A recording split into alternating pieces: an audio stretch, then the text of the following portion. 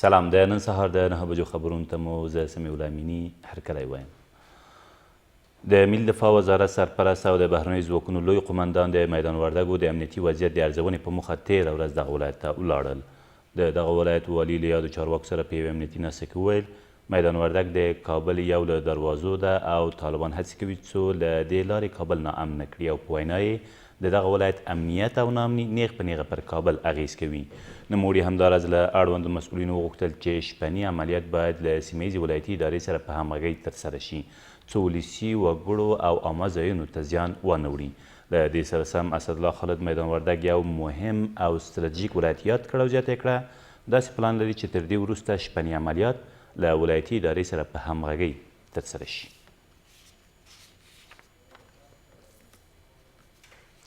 په ورته وخت کې د ملي دفاع وزارت سرپرست تېره ورځ د کابل کندهار لویې لارې له یو شمېر پوستو هم لیدنه وکړه. اسدالله خالد د ملي اردو له یو شمېر سرتیرو سره په کتنه کې وویل د لویو لارو د امنیت ټینګښت زموږ له لومړیتوبونو څخه دي او دوی ته یې د لویې لارې د لا ښه امنیت د ټینګښت په موخه لازمې سپارښتنې هم وکړې. اسدالله خالد پر یاده لاره د میشتو ځواکونو د کړنو له ستایلو سربیره د هغوی ستونزې هم واورېدې. په کابل ښار کې پر یو ټرافیک پولیس برید کوونکی ونیول شو. دغه کس چې کاظم نومیږي د اختر پر 2مه ورځ د کابل ښار د 15مې امنیتي حوزې اړوند په خواجه بغرات سیمه کې د یو ټرافیک پولیس له ټپي کولو وروسته تښتېدلی و خو بلاخره تېره ورځ د همدې حوزې د پولیسو له لوري له یوې تومانچې سره یو ځای نیول شوی دی. د کابل د امنیه قمندانۍ مسؤلین وایي نیول شوي کس له دې سربیره د ملي دفاع وزارت د یوه ډګرمن پر وژلو هم اعتراف کړی دی. د ننګرهار ولایتي شورا وایي چې داعش لا هم د یاد ولایت په ځینو برخو کې فعالیت لري. د یادې شورا غړي له امنیتي او دفاعي بنسټونو غواړي چې د دې ډلې د له منځه وړو په برخه کې جدي ګامونه پورته کړي. په همدې حال کې ملي دفاع وزارت او کورنیو چارو وزارت هم د یادې ډلې د ځپلو لپاره له خپلو تازه طرحو خبر ورکوي. د سالنګ د لویې لارې خرابوالی د یادې لارې مسافر او موټر چلوونکي له ګڼو ستونزو سره مخ کړي دي. دوی وایي پر هغه لاره چې تر دې مخکې په 2 ساعتونو کې تېرېدل اوس له ګڼو ستونزو سره سره په 10 ساعتونو کې تېرېږي. یو کس په تخار کې د نشه یي توکو د پلور په تور د پولیسو له لوري ونیول شو. د تخار د امنیه قمندانۍ ویاند وایي دغه کس چې فیض الله نومیږي تېره ورځ د طالقانو ښار د 2مې امنیتي حوزې له شاوخوا سیمو نیول شوی دی. ویل کېږي له یاد کس 8 بوتله شراب او 25 نیشه کوونکي ګولۍ یا تابلیټکا هم ترلاسه شوي دي. او د ننګرهار د دره نور ولسوالۍ اوسیدونکي د روغتیایي چوپړتیاو د وړاندې کولو پر څرنګوالي نیوکه کوي. دوی وایي په یاده سیمه کې روغتون په شخصي کور کې فعالیت کوي چې ان ښځینه ډاکټرانې او امبولانس نه لري او هغه درمل چې دوی ناروغانو ته ورکوي هم په کافي اندازه نه دي.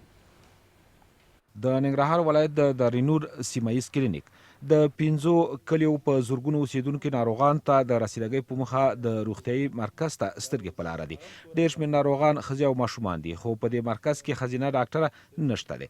د دې روغتیایي مرکز درمل په هیڅ حساب دي او حتی ودانۍ هم نه لري او په یو شخصي کور کې فعالیت کوي. د سیمې اوسیدونکو د بنسټیزو پروژو لکه روغتیا او پوهنې د پلي کېدو په برخه کې د افغان حکومت له نه پاملرنې سخت شکایت لري. دلته تعداد زیات دی، تعمیر هم نشته، دوا نشته، ښځه ډاکټره نشته چې ماشومان زیږېږي. موږ به جلال آباد ته چې تر څو ځو حیوانان به یا حیوانان د منځته لاړ شي یا مورې منځته لاړ شي. کور کې دا کلینیک جوړ شوی د تعمیرات نه لرو. موږ دولت نه خواهش کوو چې تعمیرات جوړ شي.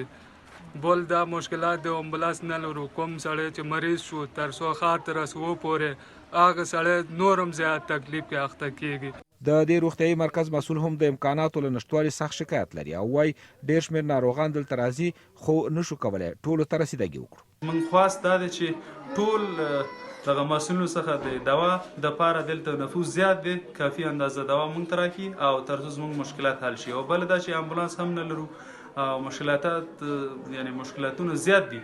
په همدې حال کې د ننګرهار د عامې روغتیا مسؤلین د درې نور ولسوالۍ د ناروغانو وضعیت ته د رسیدګۍ خبره کوي خو وایي د عامې روغتیا وزارت د تګلارې پر بنسټ کوچني کلینیکونه ښځینه ډاکټر او امبولانس نه لري او د درملو او نور امکانات په همدغه کچه له وړاندې ټاکل شوي دي.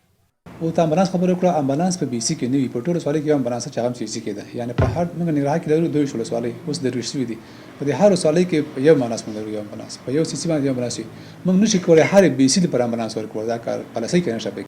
دارینور د ننګرهار ولایت له مرکز څخه په لرې واټن کې پروت دی او مواصلاتي لارې ستونزمنې او د دې درې اوسیدونکي وایي چې له ډېرو ستونزو سره خپل ژوند پر مخ وړي.